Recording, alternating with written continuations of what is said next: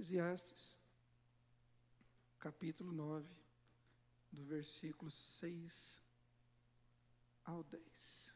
Amor, ódio e inveja, para eles já não existem mais. Eles estão afastados para sempre de tudo o que se faz debaixo do sol.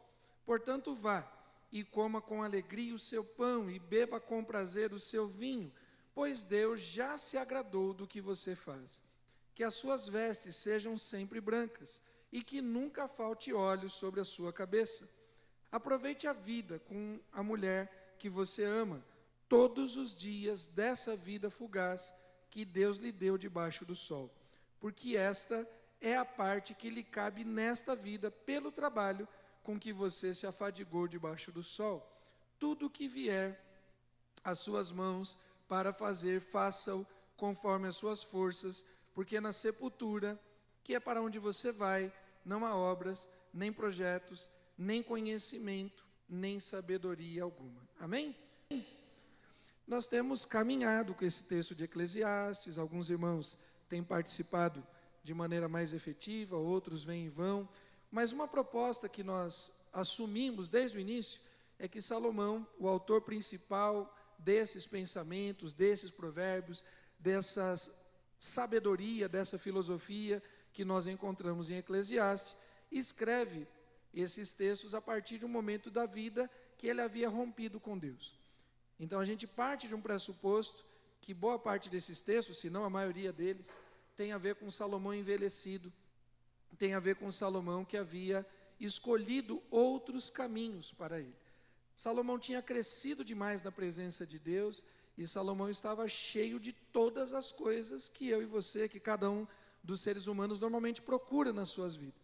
E uma vez que ele tinha se afastado daquilo que é eterno, as coisas que são temporais não satisfaziam ele.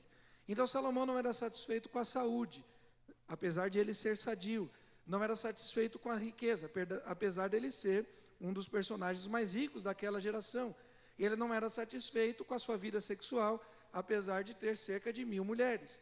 Ele não era satisfeito com seu status, com a sua proeminência social, apesar de ser reconhecido como o mais sábio daquela época. Salomão se afasta de Deus e perde a noção daquilo que é eterno. E aquilo que é temporal não satisfaz ele. Por quê? Por que as pessoas, mesmo distante de Deus, mesmo tendo tudo, a pessoa não crê em Deus, a pessoa não busca o caminho do Senhor, ela tem tudo e mesmo assim nunca lhe é o bastante? Nós estamos falando de Salomão, mas poderíamos falar de tantos outros personagens da história, inclusive da nossa geração. Atletas multimilionários, atores, atrizes, empresários, gente que tem tudo, não acredita em Deus, não está preocupado com a eternidade, mas não é feliz. E vez por outra aparece alguém que se suicida. Vez por outra aparece alguém que tem overdose de drogas, mesmo tendo tudo. Nunca lhe é o bastante. Por quê?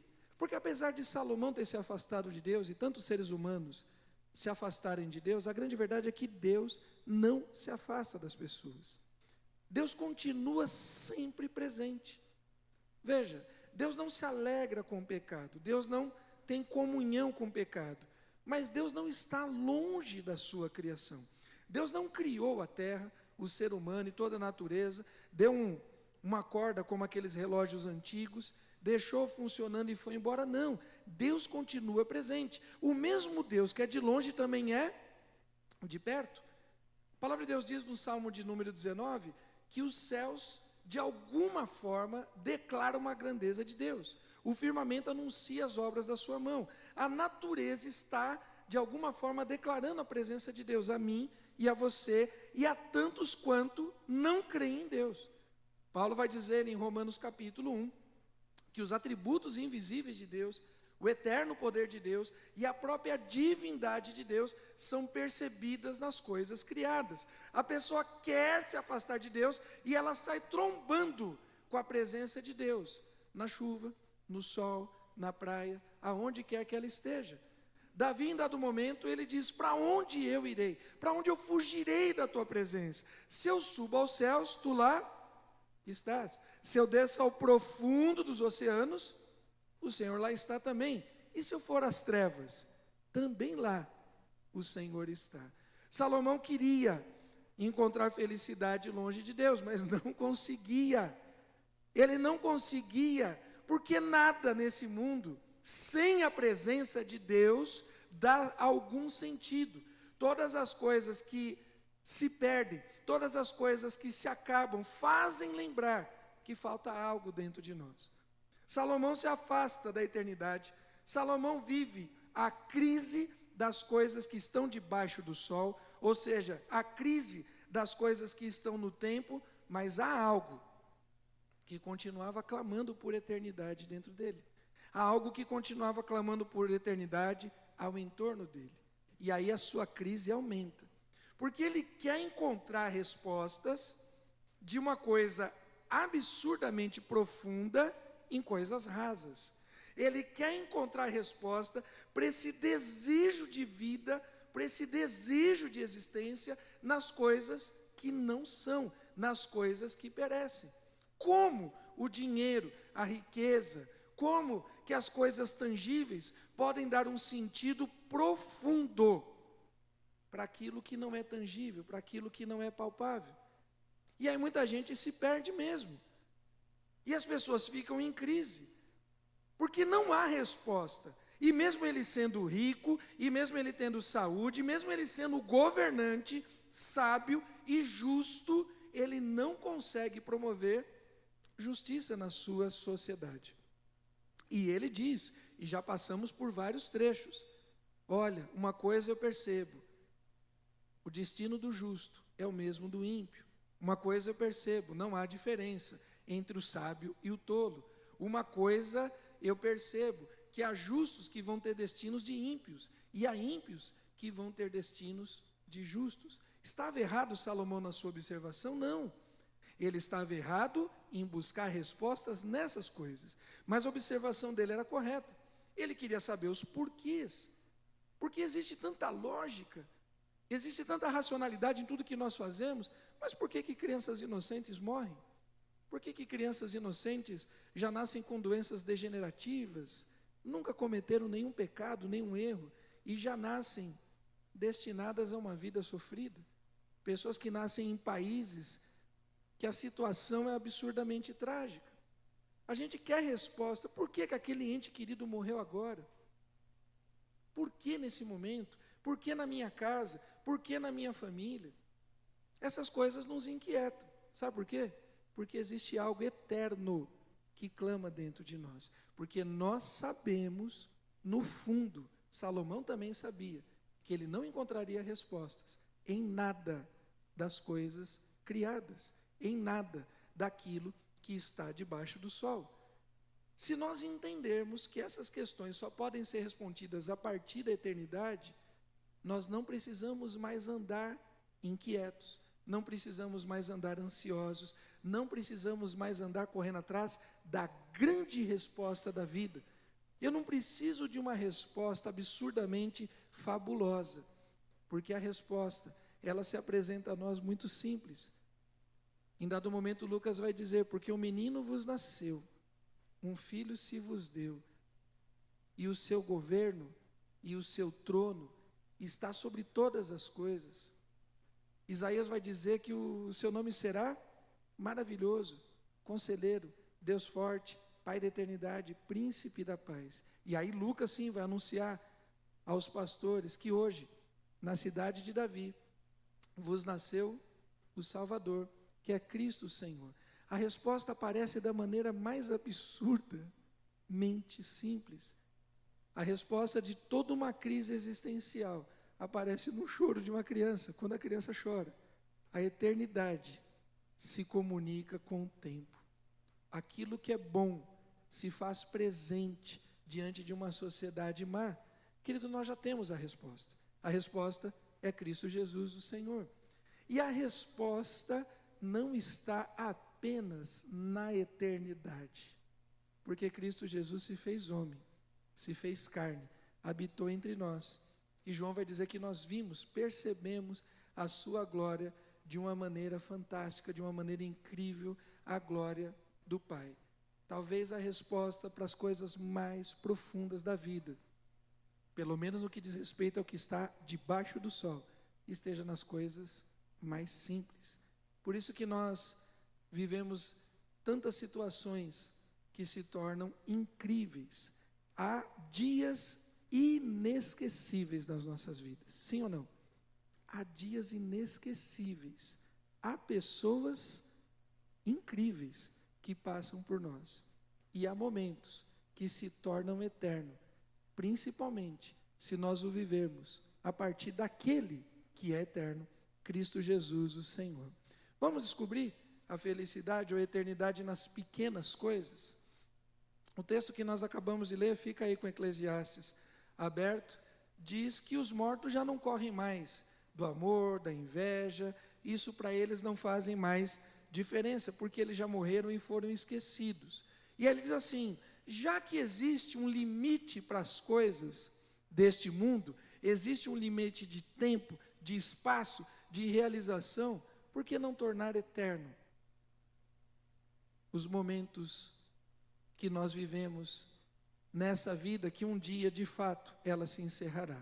E ele vai dizer no versículo 7, portanto, vai e coma com alegria o seu pão e beba com prazer o seu vinho. Talvez, querido, a felicidade, a alegria plena, a eternidade, sabe onde começa? Lá na cozinha.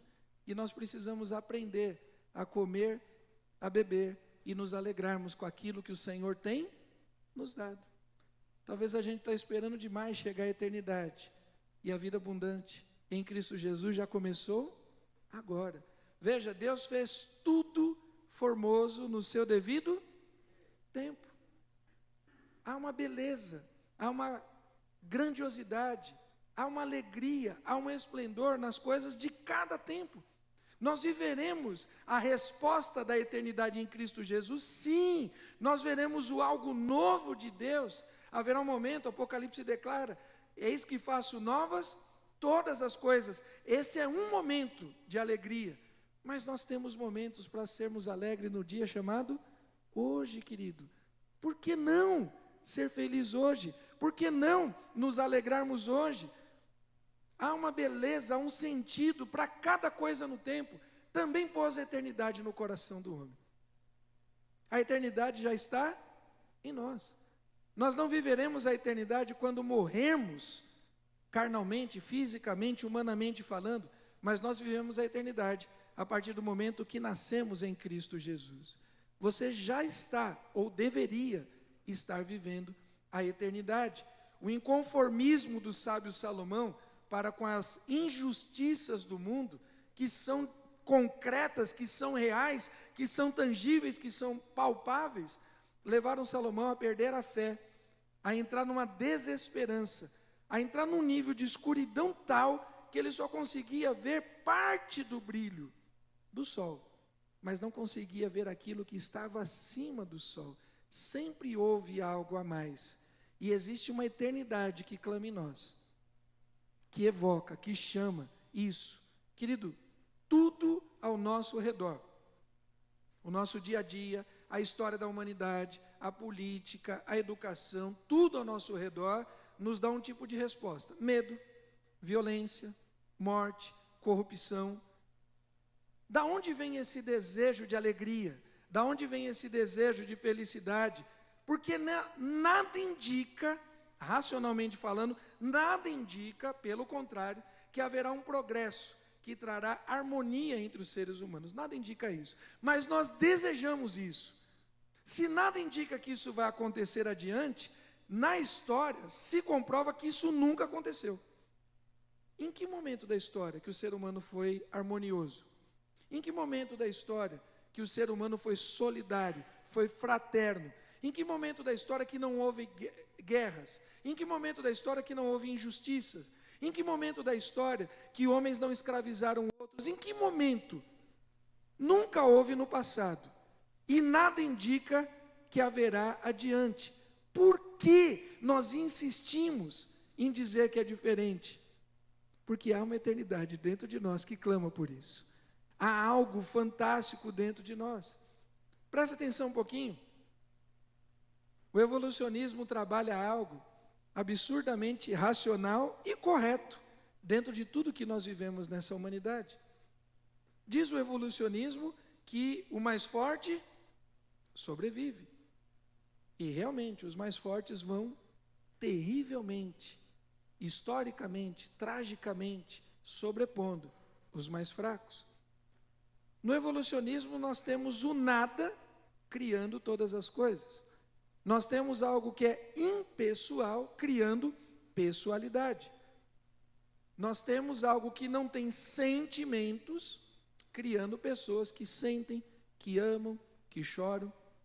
Nós temos não racionalidade criando algo racional, criando algo lógico. Nós temos algo que não sonha, que não sente, que não sofre, que não sente amores, angústias, paixões, a tal da casualidade, criando todas as coisas. E quando Salomão olha, e ele percebe que a vida é injusta, que a vida é correta, talvez nesse momento, aquilo que estava ao seu entorno, que era a eternidade, a manifestação da glória de Deus, mesmo ele estando longe, afastado, passou a dar sentido nas pequenas coisas para ele. Queridos, nós precisamos entender que a nossa existência, a nossa vida, ela clama por mais.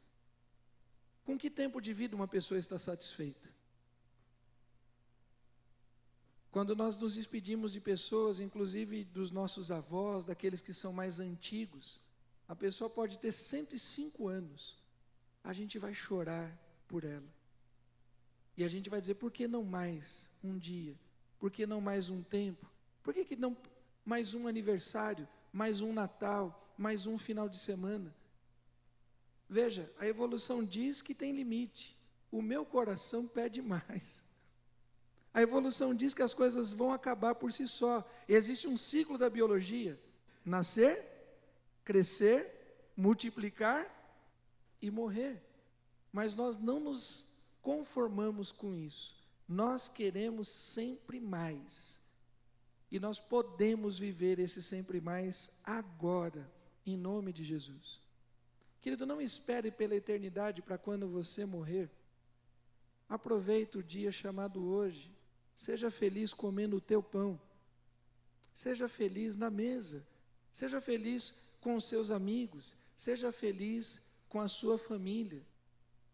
Salomão vai dizer que essa é a parte que nos cabe nessa vida, e é verdade. A parte que nos cabe nessa vida, vá, coma com alegria o teu pão. Mas e o problema existencial já está resolvido em Cristo Jesus. Se o problema existencial, se o problema da morte já foi vencido na cruz, se o problema do mal já foi derrotado na cruz, se Cristo já venceu, eu preciso viver o dia de hoje de maneira alegre e feliz. Coma o teu pão com alegria, beba o teu vinho com prazer, ou seja, viva o dia de hoje com alegria, porque essa é a tua porção. Tem gente que tem aberto mão do dia de hoje, por preocupações do dia de amanhã. A pessoa nem vive o dia de hoje e nem resolve o problema de amanhã. Por isso que Paulo e Pedro, em textos diferentes, vão dizer: lancem sobre ele a vossa ansiedade, porque ele tem cuidado de vós. Não andeis ansiosos por coisa alguma, antes façam diante de Deus as suas súplicas, as suas orações, o teu coração conhecido diante de Deus. Jesus, em Mateus capítulo 6, chama os seus discípulos e a população a olhar, a observar a natureza, e diz: olha, vejam os pássaros, vejam os lírios do campo, vejam como são belos, vejam como são bonitos, vejam como são agradáveis, curtam esse momento, porque vocês não conseguem acrescentar nem um côvado, nem um milímetro, nem um segundo na sua vida. Então nós precisamos viver bem o dia chamado hoje. Querido, viver em preocupação também é pecado. Pessoa que vive constantemente preocupado, constantemente tentando resolver as coisas do amanhã, isso também é pecado, porque o amanhã pertence. Coma, beba, se alegre e convida nós, né, irmão? Convida nós para o almoço, para o churras, tal. Convida a gente, mas aproveita o dia chamado hoje, porque Deus pode tornar uma refeição algo eterno. A eternidade, querido, começa na cozinha da casa. A eternidade começa nas coisas mais simples. A gente não vai viver o esplendoroso, o extraordinário, se a gente não aprender a curtir o ordinário, o comum. Você precisa se alegrar consigo mesmo, se alegrar com o espelho, se alegrar com aquilo que Deus fez, da maneira com que Deus te formou.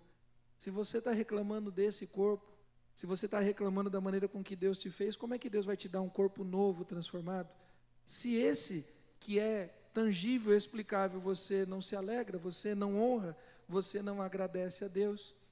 Querido, há dias incríveis, na simplicidade, no simples ato de agradecer pelo pão nosso de cada dia.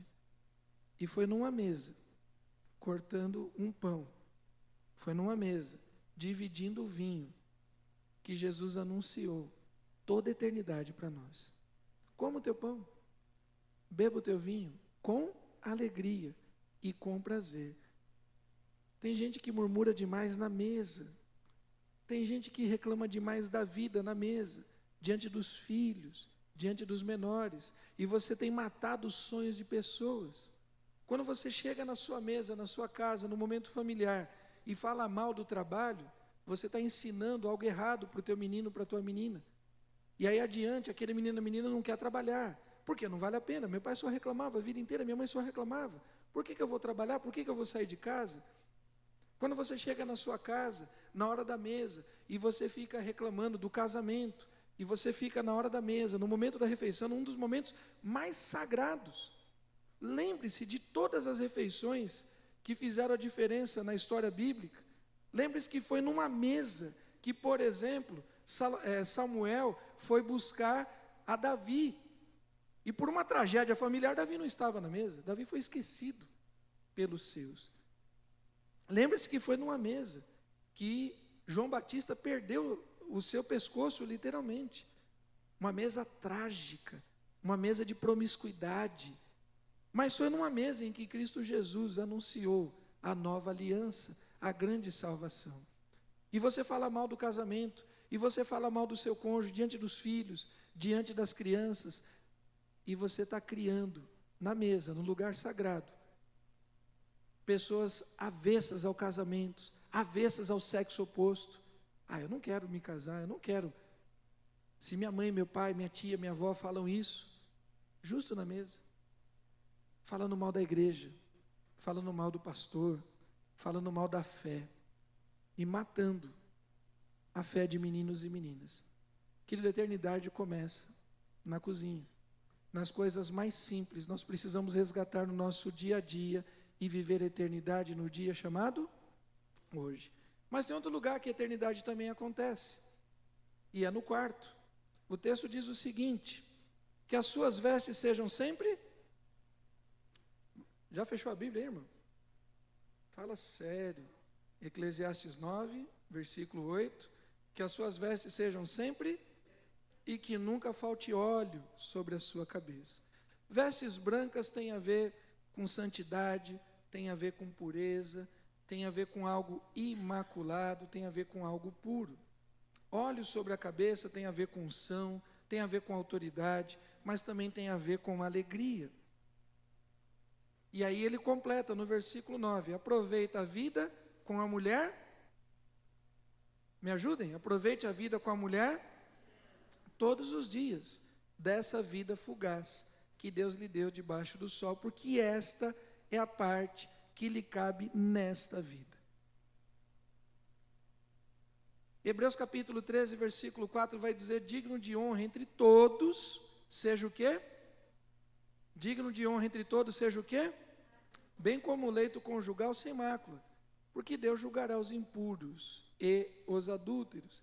Querido, há uma alegria, há um prazer, há uma vivência, há algo eterno na relação sexual. Há algo fantástico de Deus, através do encontro de um homem e de uma mulher.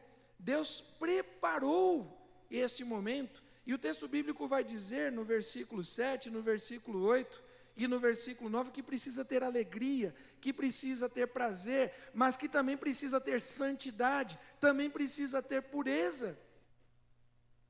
O sexo na vida do ser humano é bênção de Deus. A alegria no sexo, na fidelidade, no envelhecimento conjunto, no envelhecimento, no aceitar um ao outro, no aceitar a si mesmo, no acertar juntos, no corrigir o erro juntos. Não é se apartando que se resolve os erros, mas é corrigindo os erros juntos. Uma coisa muito equivocada que passa e permeia a história da igreja, a história da doutrina, e não da palavra de Deus, é uma certa aversão ao corpo e um pudor equivocado em relação ao sexo. Porque, querido, o sexo é bênção de Deus. Qual foi a primeira bênção declarada por Deus? Abra alguém para mim em Gênesis 1, 26 e 27. Leia para nós, por favor. Gênesis 1, 26 e 27. O que diz o texto da palavra de Deus?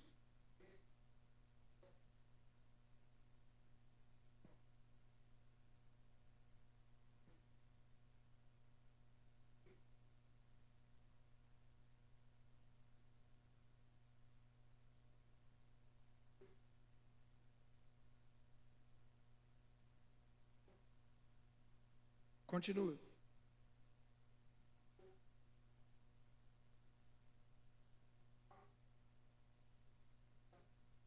E os abençoou dizendo o quê?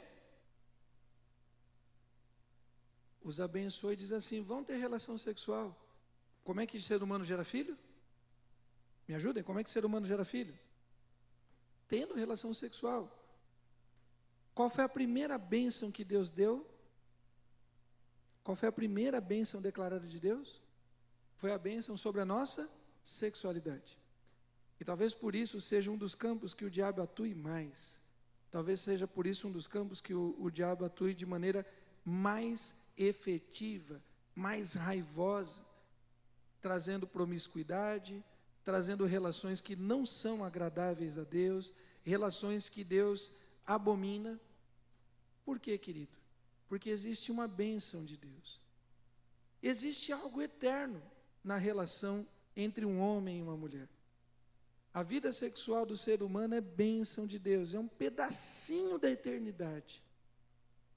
A pessoa pode estar pobre, pode estar cheia de dívida, pode estar com todos os problemas possíveis e imagináveis.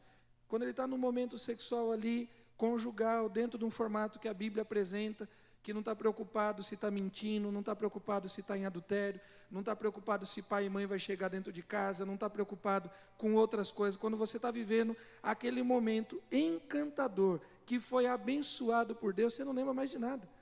Parece que você está vivendo algo de fato eterno. Tem um monte de conta para pagar, tem um monte de coisa atrasada, tem prova na semana, tem TCC para entregar, tem chefe pegando no pé, o carro foi roubado, o carro quebrou, toda pessoa não lembra de nada.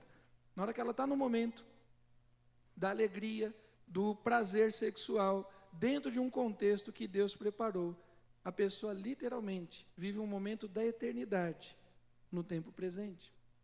Porque Deus criou o ser humano para ser feliz com as pequenas coisas. Por isso que Paulo vai dizer assim adiante, para os casais, para os crentes: não se privem um ao outro. Salvo se for uma meta, um objetivo, algo espiritual, mas por tempo determinado, mas por tempo acordado, mas por algo que seja cumprível. Vocês não devem se abster do sexo, vocês não devem se negar um ao outro, vocês devem viver em alegria, porque Deus criou vocês para isso.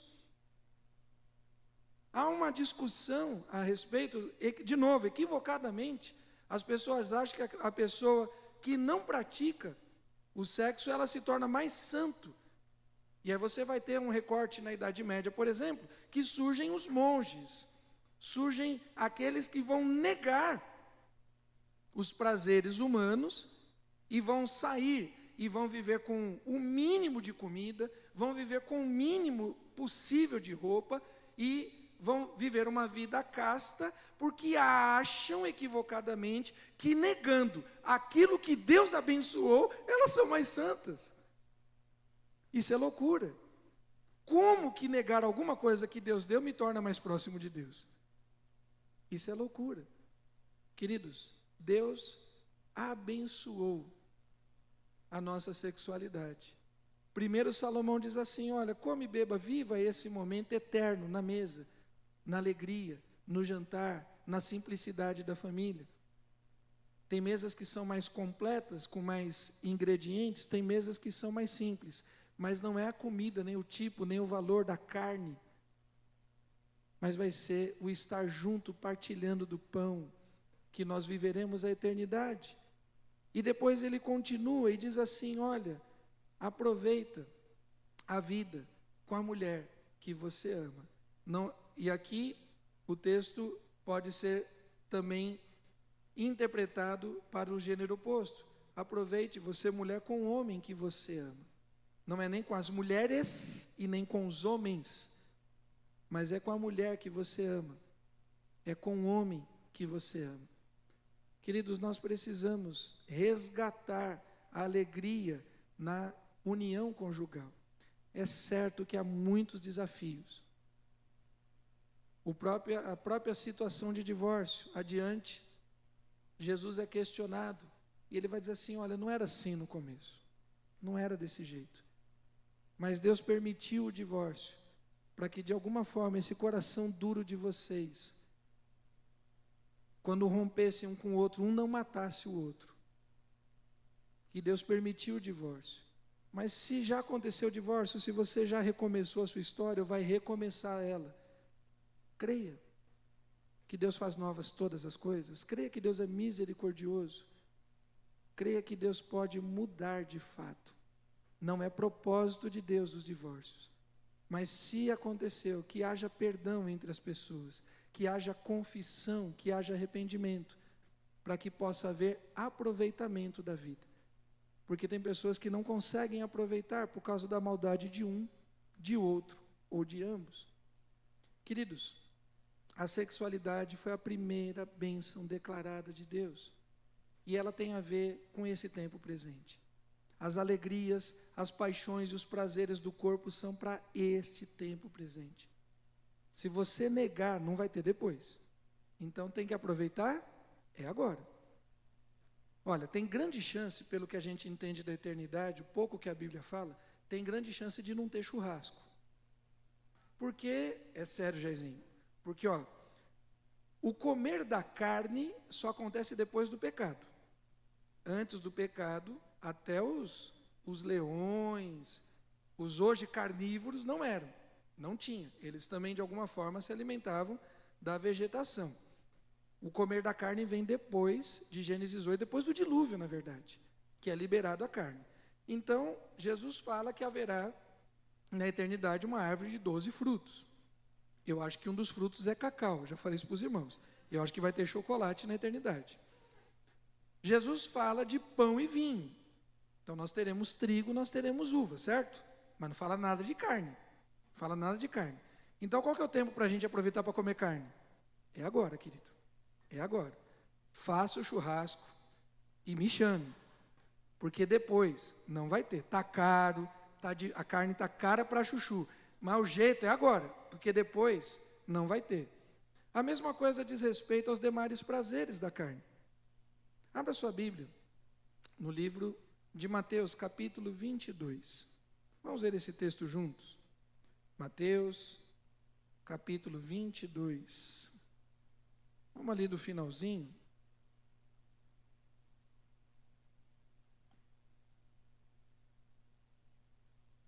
Jesus é interrogado, Jesus é questionado, primeiro pelos saduceus e depois pelos fariseus, a respeito do casamento e a respeito da vida eterna, a respeito da sexualidade. E aí eles contam uma historinha, para que Jesus, de alguma forma, pudesse respondê-los. Capítulo 22, versículo 23. Naquele dia, alguns saduceus que diziam não haver ressurreição, aproximaram de Jesus e lhe perguntaram: Mestre, Moisés disse, se alguém morrer, não tendo filhos, o irmão desse homem deve casar com a viúva e gerar descendentes para o falecido. Dentro de uma cultura de heranças de terra, uma família não poderia ficar mais rica que a outra, uma família não poderia ficar em miséria, a terra que era dada por Deus não poderia trocar de herança. Então, um homem casou-se, não gerou filhos, a herança dele vai para quem? Não, tem que continuar na casa dele. Então precisa gerar-se filhos, mas ele morreu. Então vem o irmão mais novo, tem relacionamento sexual com aquela cunhada, e ela vai gerar filhos para que haja herança. Essa era a lei, a tal do levirato. Versículo 25. Ora, havia entre nós 7 irmãos. O primeiro, tendo casado, morreu e não tendo descendência, deixou sua mulher para o seu irmão. O mesmo aconteceu com o segundo, o terceiro, até o 7º. Ô família azarada. 7 irmãos morreram. Viúva ruim, complicada essa mulher. Porém, por fim, depois de todos, morreu também a mulher. Também não aguentou mais. Portanto, na ressurreição, de qual dos 7 ela será esposa? Porque todos casaram com ela. Jesus respondeu: o erro de vocês está no fato de não conhecerem as Escrituras nem o poder de Deus.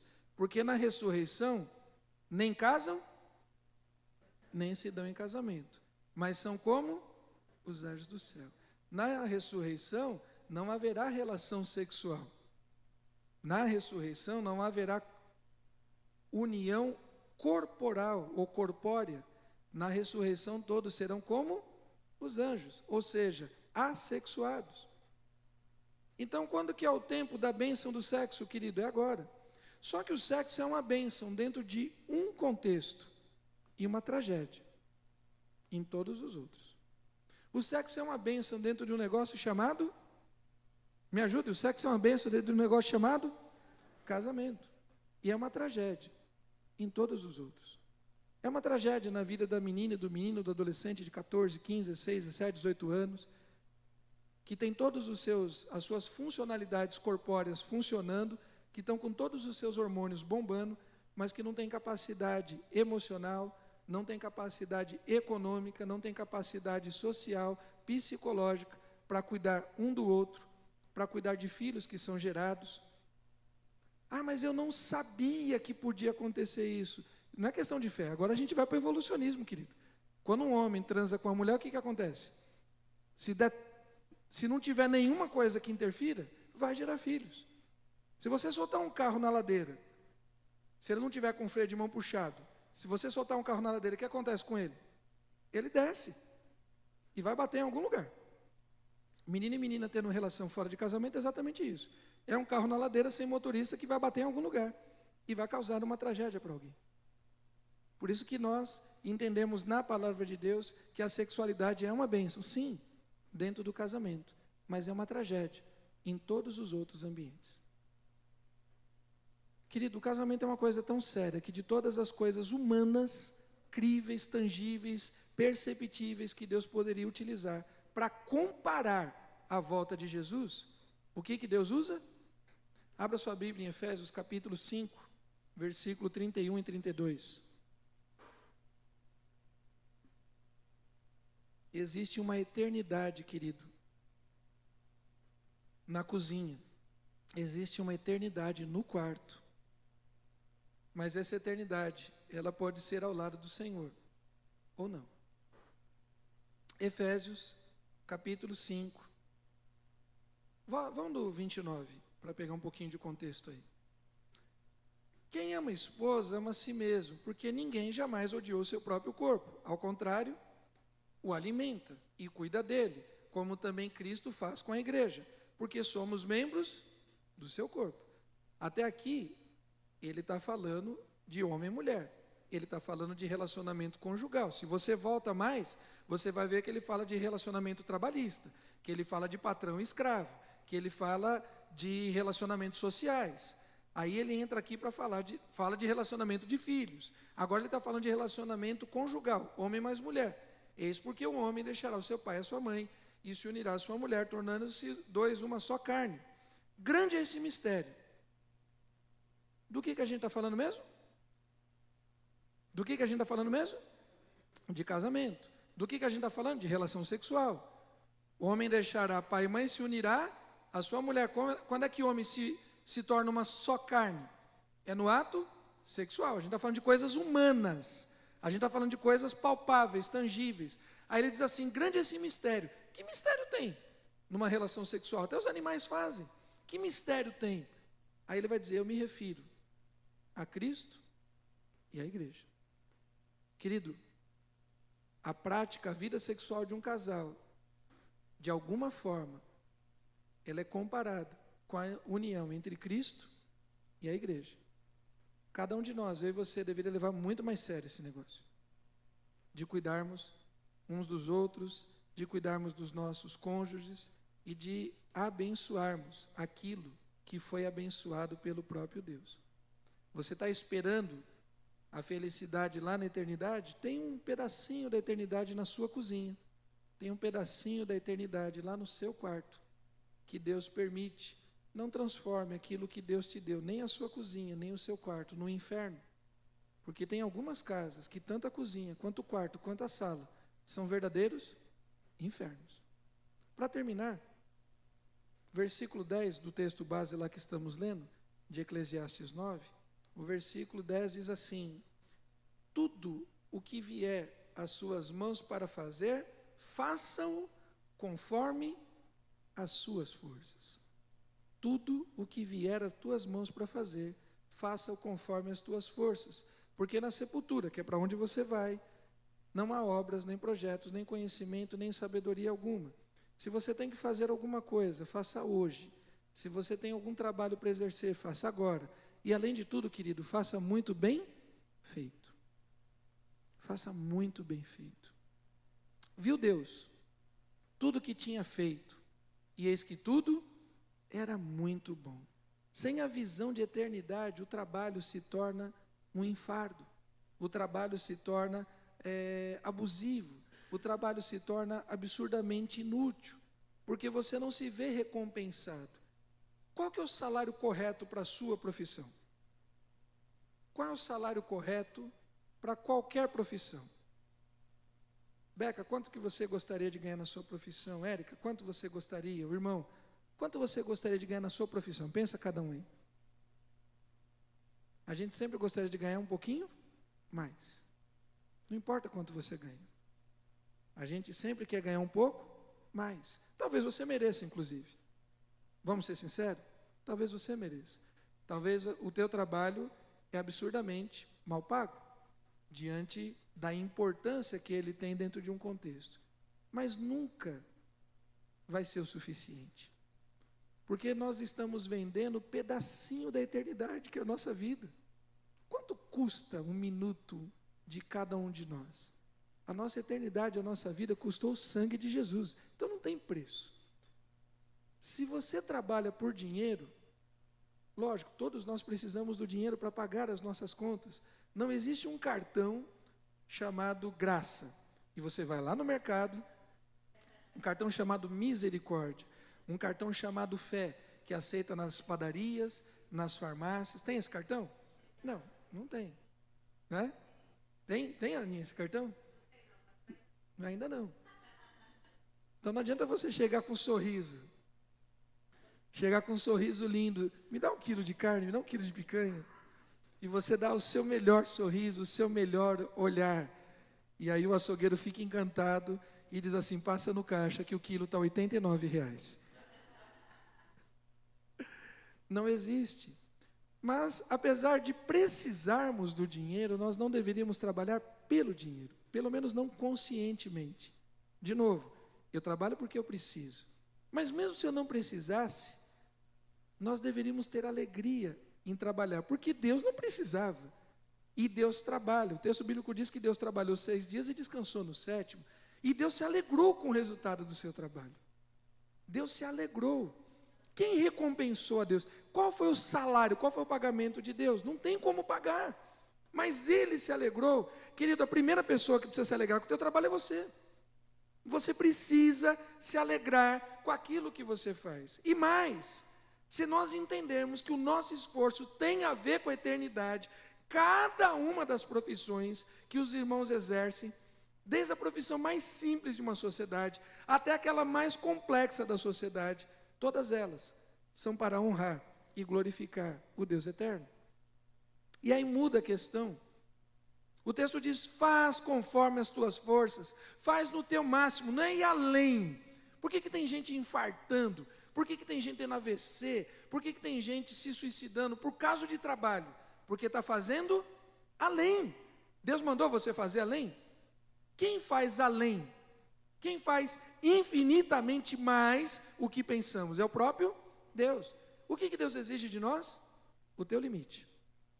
Talvez o limite de uns, de 0 a 10, é 5. Deus não vai cobrar 6, mas Ele quer que você faça os 5 bem feito. Talvez o teu limite seja 9, você está ali, entre dons e talentos que Deus te deu, você está ali. Pô, mas o outro irmãozinho só faz 5 e Deus está feliz. Está, porque é isso que Deus espera dele, mas não de você. Se você tem 9 para dar, querido, vá até o 9 em nome de Jesus. Ah, mas ninguém ao meu redor faz bem feito, as pessoas são relaxadas na igreja, em casa, no trabalho. Tá, mas você não foi criado para ser relaxado. E maldito é aquele que faz a obra do Senhor. Fala, querido, está comendo o quê? Maldito é aquele que faz a obra do Senhor relaxadamente. Não sei se te avisaram, Beca, mas lá na farmácia, você está construindo o reino de Deus. Não sei se te avisaram, Érica, mas quando você faz as suas atividades virtuais, as suas comunicações, você está construindo o reino de Deus. Cada uma das nossas atividades, cada uma, a gente não está trabalhando o reino de Deus na igreja, a gente está trabalhando o reino de Deus na vida. Quando você anda, quando você pega a condução, quando você pega o trem, quando você estuda. Você é infeliz, nojento, que fica colando na prova, isso é do diabo. É para você estudar, infeliz. Por isso que eu, quando pego prova de aluno colando, meto o canetão assim com maior alegria. Ai, professor, mas eu só colei nenhuma. Não, cancelada a prova inteira. Por quê, querido? Porque Deus te deu capacidade, Deus te deu conteúdo, Deus te deu tudo que vier à tua mão, faça como? Conforme as tuas forças. Nós precisamos lembrar que somos cooperadores no reino de Deus. Nós estamos trabalhando. Quem cuida da cidade, quem cuida da limpeza. Tem algumas profissões que são absurdamente nobres. Você está com um problema de saúde. Determinados problemas de saúde podem aguardar 10 dias? Sim ou não? Tem uns que podem, não podem? Tem determinadas coisas que aguardam um mês. Tem gente que tem consulta agendada para daqui a 2 meses, 3 meses. É importante o trabalho de um médico? Sim ou não? Muito importante. Mas às vezes dá para esperar 20 dias, 30 dias, 40 dias. Vai fazer uma cirurgia daqui a 2 meses. Tem todo um preparo para isso. Dá para esperar 2 meses para fazer determinadas cirurgias. Agora fica 2 dias sem recolher lixo na cidade de São Paulo. 2 dias. Fica 3 dias sem recolher lixo na cidade de São Paulo. Dá para ficar 1 semana sem recolher lixo em São Paulo? Querido, todo o trabalho é excelente diante de Deus. A sociedade paga diferente o lixeiro e o médico? Paga. Mas ambos trabalhos são excelentes diante de Deus. Não menospreze a atividade daquele que tem uma atividade que remunera menos. Ele é menos remunerado. Não quer dizer que a atividade dele seja menos importante. São coisas diferentes. A atividade dele é tão nobre quanto. Nós precisamos fazer o melhor. Quem gosta de esporte aí? Quem gosta de esporte? De algum esporte? Eu gosto de vários esportes, acompanho muita coisa. Os esportes coletivos são muito interessantes. Basquete, futebol, vôlei, handebol. Imagina um time, pode ser de basquete, de futebol de campo, de salão, futebol americano. Imagina um time competindo. E eles estão ali concentrados em cima da bola. Precisa ganhar a bola, recuperar a bola, precisa avançar. e 3, 4 jogadores de cada time ali estão batalhando, lutando aquilo. Pensa no rugby, que é aquele que tem muito conflito, muito confronto, melhor dizendo, físico. E eles estão ali disputando. De repente alguém conseguiu pegar aquela bola e dispara para correr.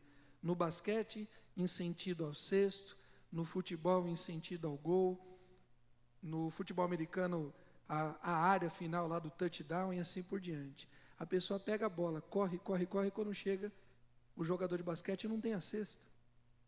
Me matei no meio da quadra, briguei e tal, tomei cotovelado, tudo que era lado, ganhei a bola. Vou fazer o que com ela, se não tem cesta? O atacante chega diante do gol, mas não tem as traves, não tem o gol, não tem o local. O que você faz com isso? Você correu à toa. Paulo vai dizer que nós devemos correr como aqueles que correm para ganhar o prêmio.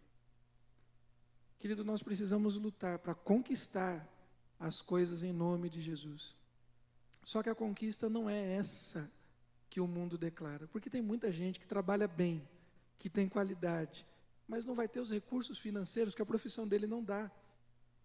Não é isso, porque senão a gente vai viver eternamente frustrado, porque a gente sempre quer um pouco mais. Tudo que vier à tua mão, faz conforme a tua força, porque no fundo nós estamos fazendo por Ele, estamos fazendo nele e estamos fazendo para Ele. E aí Paulo vai dizer em 1 Coríntios capítulo 15, nenhum trabalho no Senhor é em vão. Querido, a eternidade já começou, lá na cozinha da sua casa, no seu quarto, na sua garagem, no seu home office, no seu local de trabalho. Viva a eternidade no dia de hoje. Viva, se alegre, porque o dia de hoje talvez seja a melhor resposta que a gente possa dar a todas as crises existenciais. Você não precisa se preocupar em resolver o problema da injustiça, da miséria, da pobreza. Não estou falando para você ser acomodado, presta atenção. Não estou falando para você ser acomodado. O que eu estou dizendo é que você não vai resolver isso. Isso já está resolvido em Cristo Jesus. Se alegre no dia de hoje com aquilo que Deus te deu, mas avance.